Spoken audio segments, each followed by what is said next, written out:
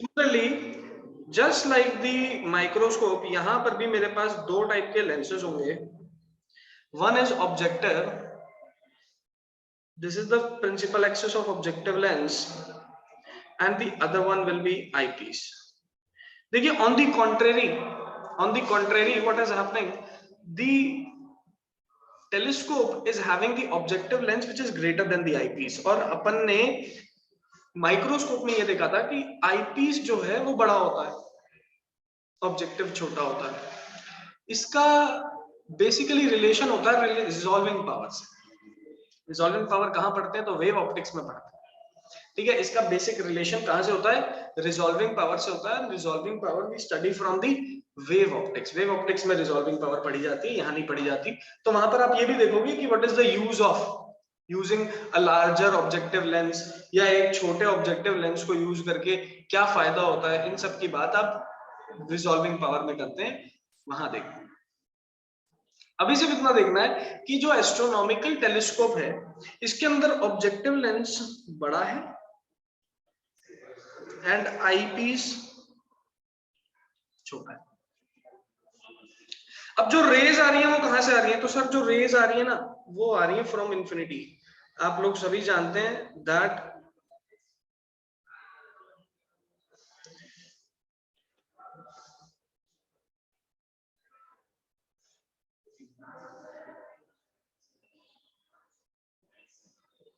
हम इंफिनिटी से parallel raise को लेकर आए, क्योंकि हम दूर दराज के ऑब्जेक्ट्स को देखना चाहते हैं ना. टेलीस्कोप एक ऐसा डिवाइस है जो कि बहुत दूर के ऑब्जेक्ट्स को देखने के काम आता है. तो दूर दराज के ऑब्जेक्ट्स को देखने के काम आता है, उसे टेलीस्कोप कहते हैं. तो हम टेलीस्कोप की हेल्प से बहुत दूर वाले ऑब्जेक्ट्स को उठा के देखना चाहते हैं. चलिए, जो बहुत दूर ऑब्जेक्ट्स हैं वो लाइट कहां से भेज रहे होंगे? इंफिनिटी से. अब जब भी लाइट इंफिनिटी से आती है तो कैसे आती है भाई? पैरेलल आती है. तो ये पैरेलल लाइट्स मैंने आपको दिखा दी. आफ्टर रिफ्रैक्शन ये पैरेलल लाइट्स कहां से पास करेंगी? From the focus. लेकिन ये तो पैरा एक्सियल लाइंस हैं, तो बेटा ये प्रिंसिपल फोकस से ना पास कर करके कहां से पास करती हैं? फ्रॉम द फोकल प्लेन पास करती है. और इसका बात अपन पहले भी कर चुके हैं. जहां पर ये मीट करेंगी वहां बनेगा मेरे पास इंटरमीडिएट इमेज. जहां पर ये मीट करेगी वहां बनेगी मेरे पास इंटरमीडिएट इमेज. अब ये इंटरमीडिएट इमेज आईपीस के लिए क्या काम करती है? ऑब्जेक्ट का काम करती है. जब ये आईपीस के लिए ऑब्जेक्ट का काम करेगी तो कुछ इस तरीके से लाइट रेज जो हैं वो यहां से रिफ्रैक्ट होंगी and they will be meeting this side. इस तरफ ये मीट करने वाली होगी. So now you can see कि किस तरीके से हमने यहां पर टेलीस्कोप का डायग्राम बनाया है. टेलीस्कोप का डायग्राम माइक्रोस्कोप के डायग्राम से थोड़ा सा अलग है. हम यहां पर क्या चूज करते हैं? हम यहां पर मैग्नीफाइंग पावर को in the help of angular magnification निकालते हैं. Sir why we use the angular magnification as magnifying power? क्योंकि बेटा अगर आप एंगुलर मैग्निफिकेशन के फॉर्म में इसको यूज करोगे तो लॉजिक क्या कहता है? लॉजिक ये कहता है नॉर्मल मैग्निफिकेशन आप निकालिए which is v by u. अब देखिए कोई ना कोई डिस्टेंस इंफिनिटी है, या तो इमेज इंफिनिटी पे बन रही है या तो ऑब्जेक्ट इंफिनिटी से आ रहा है. अगर कोई ना कोई चीज इंफिनिटी हो जाए तो मैग्निफिकेशन की वैल्यू अनडिफाइंड हो जाएगी, which is not possible. Excuse me sir.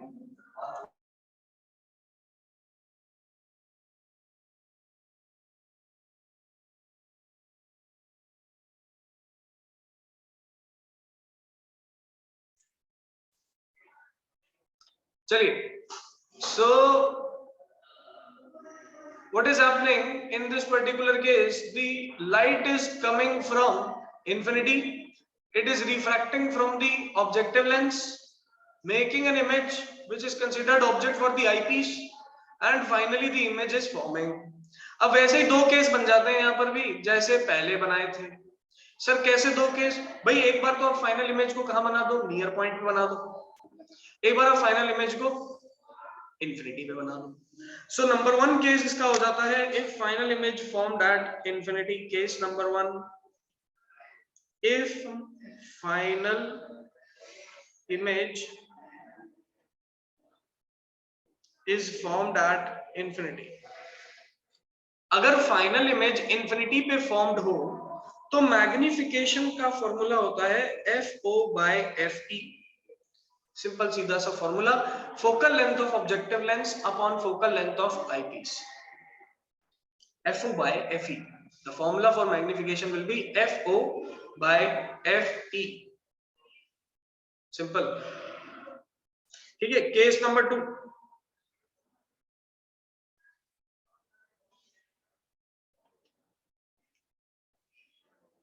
if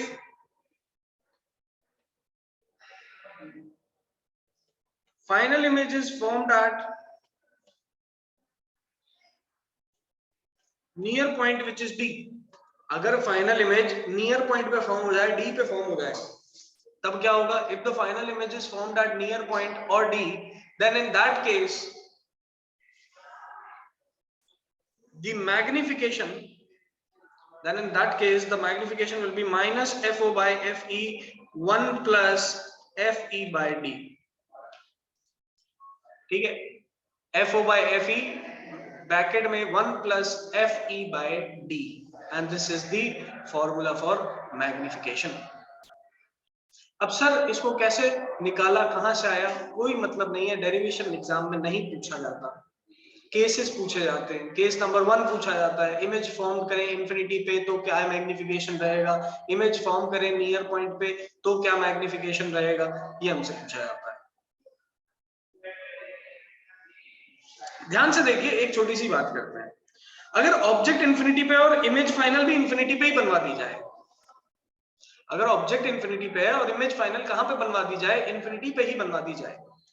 So if the object is at infinity, तो इमेज कहां बनती है? फोकस पे। So ऑब्जेक्टिव लेंस के फोकस पे ही इंटरमीडिएट इमेज बनेगी। ऑब्जेक्टिव लेंस के फोकस पे क्या बनेगी? ये इंटरमीडिएट इमेज। तो यहां से यहां तक का डिस्टेंस आ जाएगा F2। चलिए, इसके बाद अगर आपसे पूछ लिया जाए कि भाई आई पीस भी क्या कर रहा है? इमेज को इंफिनिटी पे बना रहा है। दैट मीन्स ये जो इंटरमीडिएट इमेज बनी, ये आई पीस के लिए कहां पर मौजूद है? इसके फोकस पे मौजूद है। तो बेटा अगर फाइनल इमेज को इंफिनिटी पे देखा गया हो तो जो लेंथ ऑफ द टेलीस्कोप है या फिर जो एडजस्टमेंट ऑफ द टेलीस्कोप है, length of the telescope,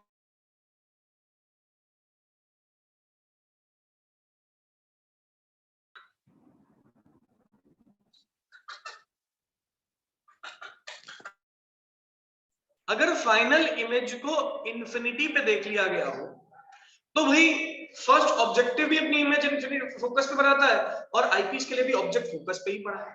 that means जो दोनों लेंसेज हैं उनके बीच का डिस्टेंस कितना हो जाए? FO प्लस FE हो जाए। दैट मींस दोनों लेंसेज के बीच का जो डिस्टेंस है वो क्या हो जाए? FO plus FE।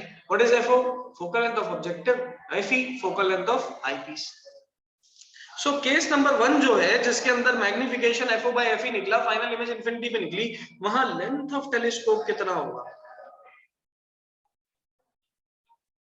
वहां लेंथ ऑफ टेलीस्कोप कितना होगा? तो वहां लेंथ ऑफ टेलीस्कोप होगा FO प्लस FE। वहां लेंथ ऑफ टेलीस्कोप होगा FO प्लस FE। खत्म बात। Focal length of objective plus focal length of eyepiece, इस तरह से काम कर दो, आंसर निकल आएगा।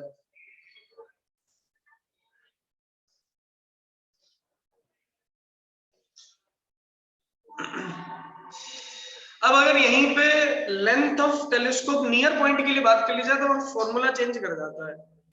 वहां कर जाता है FO plus FE into D by FE plus D। इसका रीजन क्या है अभी थोड़ी देर में देखते हैं, बट फॉर्मूला मैंने पहले लिखवा दिया। अब देखो कैसे इसका रीजन आएगा, ध्यान से देखना और समझना। देखिए, ये रहा ऑब्जेक्टिव, ये रहा आईपीस। अब मैं क्या करता हूं? मैं भेज रहा हूं रेज को फ्रॉम द इंफिनिटी।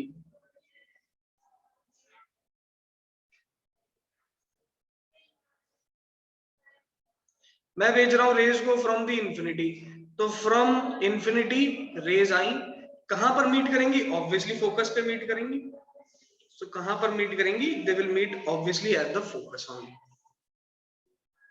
सीधी सी बात है। इसका मतलब ऑब्जेक्टिव लेंस से यहां तक का डिस्टेंस जो हो गया वो तो focal length of objective lens हो गया।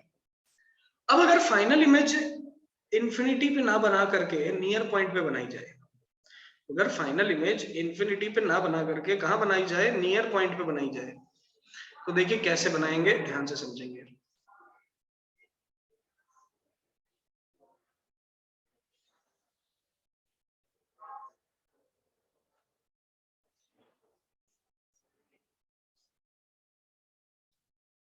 इस तरीके का डायग्राम मेरे को देखने को मिलेगा।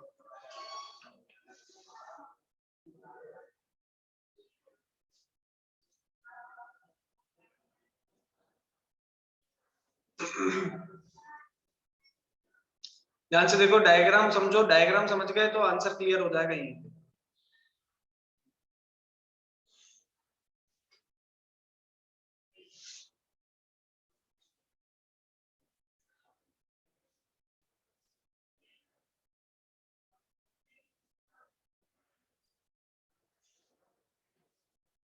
ये मेरे पास final image at near point का डायग्राम तैयार होगा। ध्यान से देखिए, इसके अंदर हुआ क्या है, इसके अंदर अब जो ऑब्जेक्ट डिस्टेंस है वो अलग है। मतलब अब जो ऑब्जेक्ट है फ्रॉम दी आईपीस उसकी वैल्यू अलग है, बट उसको कैलकुलेट करने का तरीका हमें पता है, क्योंकि distance from the eyepiece image का डी है, आईपीस की फोकल लेंथ हमें पता है कितनी होती है, एफ ई, तो यहां बनेगा 1/Fe is equal to 1/V। सही बात है, is equal to 1/V minus 1/U। यहां पर हम क्या ले लेंगे? Minus sign. Why this will be minus? क्योंकि जो हमारा इमेज है वो कहां बन रही है? लेफ्ट हैंड साइड पे ही बन रही है, और ऑब्जेक्ट भी वहीं पे ही पड़ा है, तो दोनों को नेगेटिव ले लिया। यहां से 1/U will be equal to 1/Fe plus 1/D आ जाएगा। U की वैल्यू आ जाएगी Fe into D by Fe plus D. ये ऑब्जेक्ट डिस्टेंस आ गया, U की वैल्यू। अब आपसे कोई पूछे लेंथ ऑफ टेलीस्कोप बताओ, वही इस केस में क्या होगी, तो आप भाई दोनों लेंसेज के बीच का डिस्टेंस निकाल लोगे, जो कि क्या आया? FO प्लस U, और U की वैल्यू निकाल ली, तो ये ऊपर वाला फॉर्मूला जो है ये तैयार हो जाता है हमारे पास। लॉजिक समझना है बस, लॉजिक समझ गए तो आंसर क्लियर, कोई दिक्कत नहीं होनी चाहिए यहाँ पर। बताइए सबको ये बात क्लियर होती है कि नहीं? ऐसा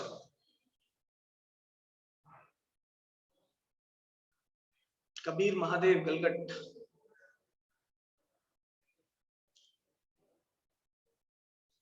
कबीर महादेव, अगर क्लास में सब कुछ समझ में आ रहा है तो एक बार थम्स अप करना है, एक बार देखें, थम्स अप का ऑप्शन है तुम्हारे पास, करके देखो एक बार।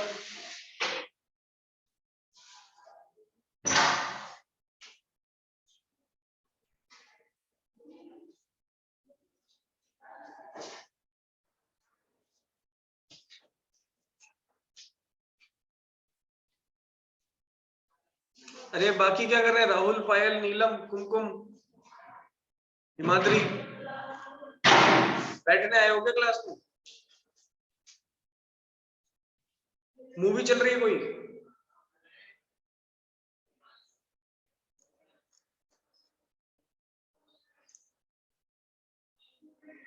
चलिए, moving on towards the questions. अब कुछ क्वेश्चंस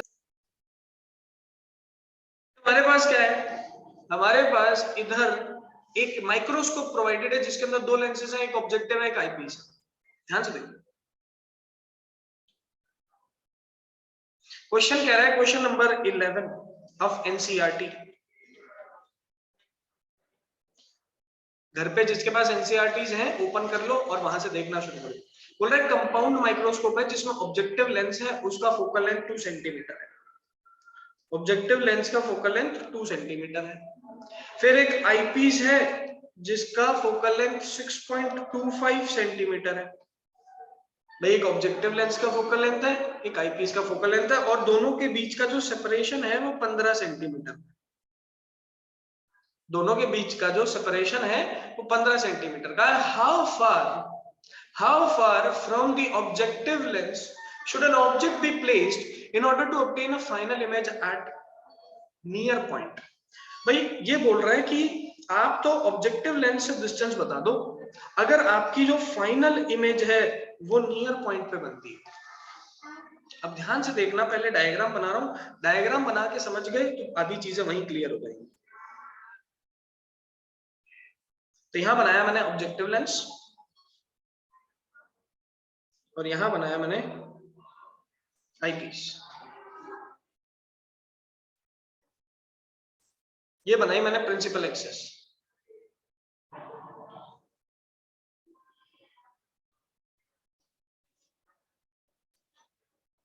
ये बनाई मैंने प्रिंसिपल एक्सेस।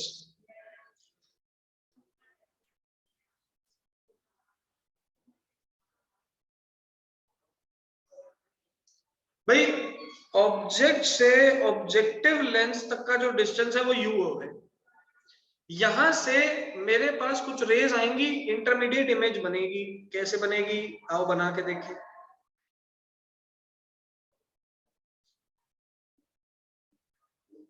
ये बना दी इंटरमीडिएट इमेज, और इंटरमीडिएट इमेज बन गई यहां पर ऐसे। आई होप आपको समझ में आ रही होगी बात क्या कर रहे हैं अपन। अब इंटरमीडिएट इमेज से फिर रेज निकलेंगी, आईपीस तक जाएंगी। आईपीस इसको क्या करेगा, इस तरीके से आईपीस इसको रिफ्रैक्ट करेगा लाइक दिस।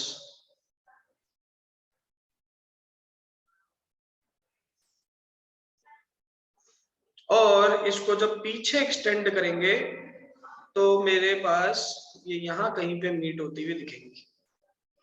जब हम इसको पीछे एक्सटेंड करेंगे तो यहां कहीं पे मीट होती हुई दिखती हैं, एंड ये बन गया मेरे पास फाइनल इमेज। सो पहले आप लोग सभी बताइए, क्या डायग्राम जिस तरीके से मैंने बनाया है आपको समझ में आया कि नहीं? This is the diagram of a microscope.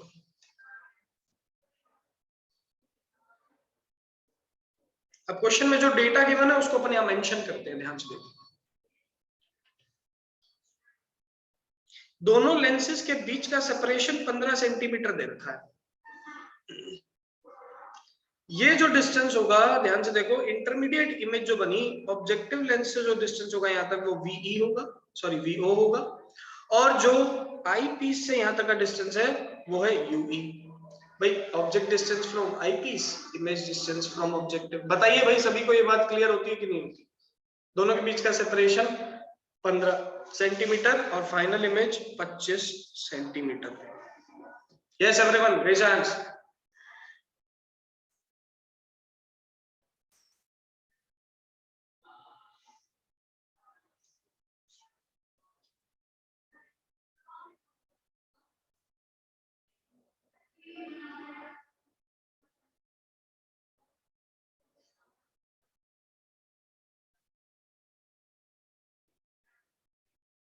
चलिए बहुत बढ़िया।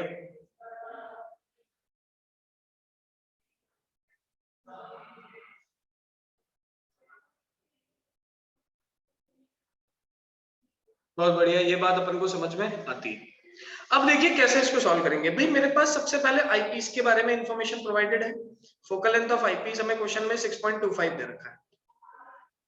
ऐसी फोकल लेंथ ऑफ ऑब्जेक्टिव हमें 2 सेंटीमीटर दे रखा है।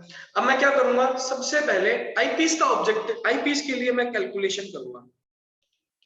ठीक है, मुझे आईपीस के लिए फोकल लेंथ प्रोवाइडेड है 6.25 सेंटीमीटर। मुझे आईपीस के लिए डिस्टेंस प्रोवाइडेड है फाइनल इमेज का 25 सेंटीमीटर, जो कि माइनस में ही है। तो मैं ऑब्जेक्ट का डिस्टेंस निकाल सकता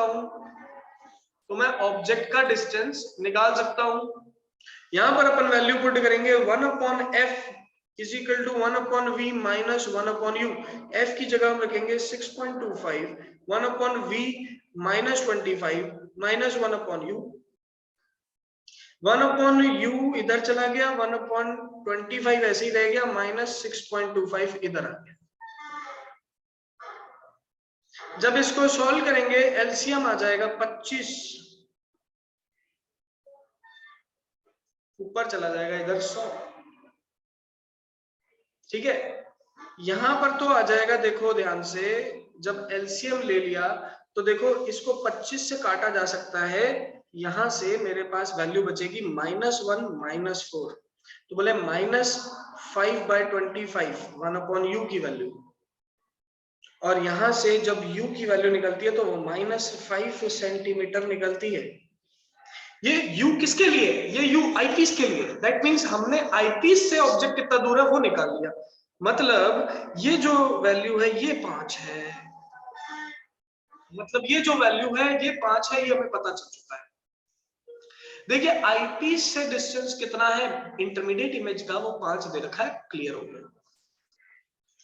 ऑब्जेक्टिव से इमेज का डिस्टेंस कितना होगा? तो भाई टोटल डिस्टेंस दोनों के बीच में 15 है, 5 हमने यहां तक का डिस्टेंस निकाल लिया, तो ये क्या हो जाएगा? 10 सेंटीमीटर हो जाएगा। लॉजिक क्लियर होना चाहिए।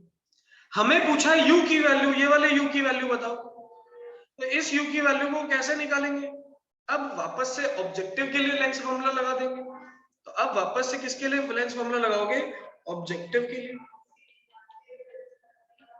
ऑब्जेक्टिव के लिए लगाओगे तो ऑब्जेक्टिव लेंस के लिए फोकल लेंथ है 2 सेंटीमीटर, इमेज डिस्टेंस है 10 सेंटीमीटर, ऑब्जेक्ट डिस्टेंस निकालना है 1/f is equal to 1/v minus 1/u। f की वैल्यू 2, v की वैल्यू 10 माइनस 1/u, u की वैल्यू इधर आ जाएगी, ये बन जाएगा 1/10 माइनस 1/2, एलसीएम ले लो 10 आ जाएगा, ये बनेगा 1 - 5 या -4/10। सॉल्व करेंगे बनेगा 10/4 माइनस में, जब सॉल्व करेंगे ये बनेगा 5/2 माइनस में, या बने -2.5 centimetre. So I hope you are getting it, किस तरीके से मैंने -2.5 यहाँ पर आंसर निकाला। लॉजिक आपको समझ में आना चाहिए। बताइए क्या ये बात सबको क्लियर होती है कि नहीं? सभी बताएंगे क्या ये बात सबको क्लियर होती है कि नहीं होती?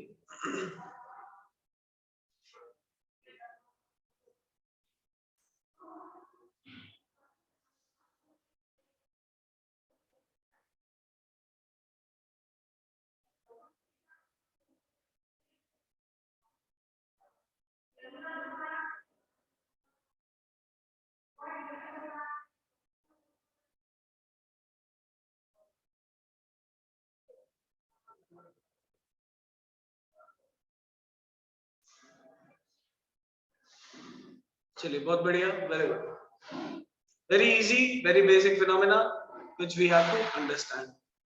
बहुत ही आसान चीज है, कोई भी दिक्कत वाली बात इसमें नहीं है। चलिए इसी का बी पार्ट क्या बोलता है?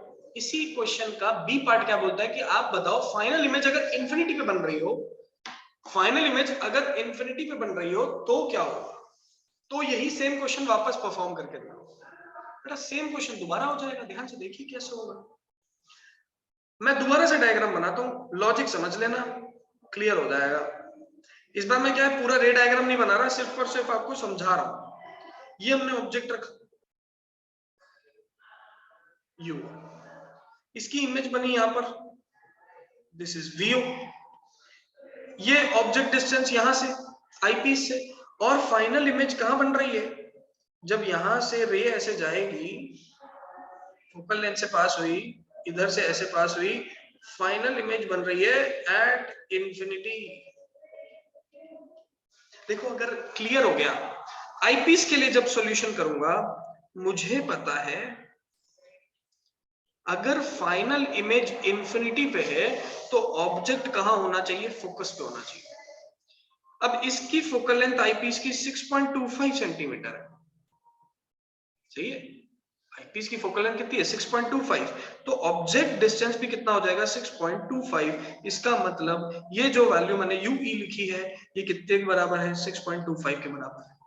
दोनों लेंसेज के बीच का सेपरेशन 15 दे रखा था, तो 15 में से 6.25 माइनस करेंगे तो आंसर आएगा 8.275, सो याद आएगा 8.75। तो देखिए इंफिनिटी वाला केस तो आसान हो गया, बल्कि अब ऑब्जेक्टिव के लिए मेरे को क्या प्रोवाइडेड है? ऑब्जेक्टिव के लिए v की वैल्यू 8.75 प्रोवाइडेड है, ठीक है। फोकल लेंथ ऑब्जेक्टिव का 2 सेंटीमीटर प्रोवाइडेड है, और u की वैल्यू निकालनी है। अब 1/f is equal to 1/v minus 1/u solve कर देंगे। 1/f की वैल्यू 2, 1/v की वैल्यू 8.75 माइनस 1/u, यहां से u को इधर ले जाओ, ये बना 8.75 माइनस 1/2, सॉल्व करेंगे u की वैल्यू क्या।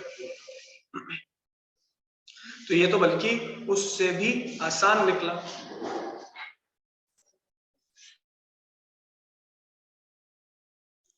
चलिए बताइए सबको ये बात क्लियर होती है कि नहीं? Yes everyone, first raise hand.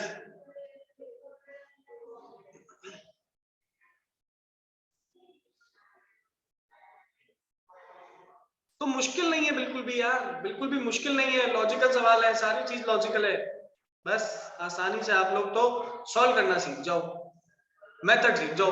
अब जो सीबीएसई का सैंपल पेपर मैंने आपके इसके अंदर डाल रखा है, ग्रुप के अंदर डाल रखा है, आप उसके अंदर जाके देखिए एक बार। सीबीएसई सैंपल पेपर के अंदर जाके देखो, आपको ऑब्जेक्ट डिस्टेंस वगैरह यही क्वेश्चन दिख जाएगा, एग्जैक्ट से यही क्वेश्चन दिख जाएगा आपको, जाके देखो तो सही एक बार, यही सेम क्वेश्चन दिख जाएगा आपको।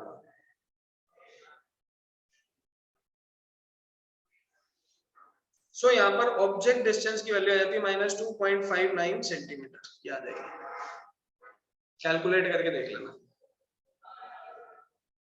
बताइए आज की क्लास में किसी को कोई डाउट है तो मुझे बताओ भाई। टेलीस्कोप का माइक्रोस्कोप का सैंपल पेपर में क्वेश्चन दे रखा है, आप सैंपल पेपर खोलिए और देखने की कोशिश करिए, एग्जैक्ट दोनों सेम क्वेश्चन हम क्लास में कर चुके हैं। माइक्रोस्कोप हो चाहे टेलीस्कोप हो, कंपाउंड माइक्रोस्कोप पे क्वेश्चन है, टेलीस्कोप गैलीलियन एस्ट्रोनॉमिकल टेलीस्कोप पे क्वेश्चन है, और दोनों क्वेश्चंस डायरेक्ट फॉर्मूले जो हम क्लास में देख चुके हैं उससे सॉल्व होते हैं। Yes Kumkum Parekh, good morning sir. Good morning. Sir ये ना मतलब आज वाला तो समझ आ गया, लेकिन सर वो नोट्स भेज दो, 11 तारीख से नहीं भेजे आपने, 10 तक तो भेजे हुए हैं। ओके, तो आज मिल जाएंगे आपको। एक्चुअली क्या है कि एक एक फाइल अगर जाए 2-2 पन्नों की तो बहुत सारी फाइलें हो जाएंगी। अब आज मैं पूरी ये फाइल भेज दूंगा आपको, 20 एक पन्ने मिल जाएंगे एक साथ, तो आप सारे एक साथ लिख देना। यस ये बात सर। समझ में भाई, अगर मैं 2-2 यस पन्नों सर। की फाइल भेजूंगा तो संभालने में मुश्किल हो जाएगी, कोई बोलेगा सर वो वाली कहाँ है, वो वाली कहाँ है, वो वाली कहाँ है, तो एक साथ 20 पन्ने भेजूंगा तो वो ज्यादा बेटर रहेगा। Yes sir, thank you sir. Okay चलिए, एनी अदर डाउट?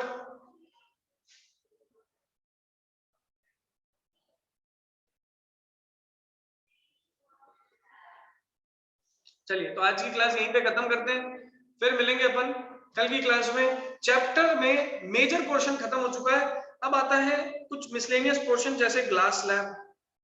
हम ग्लास लैब का डेरिवेशन देखेंगे इन दी नेक्स्ट क्लास, और इस चैप्टर को वाइंड अप करेंगे, एनसीईआरटी क्वेश्चंस देखेंगे।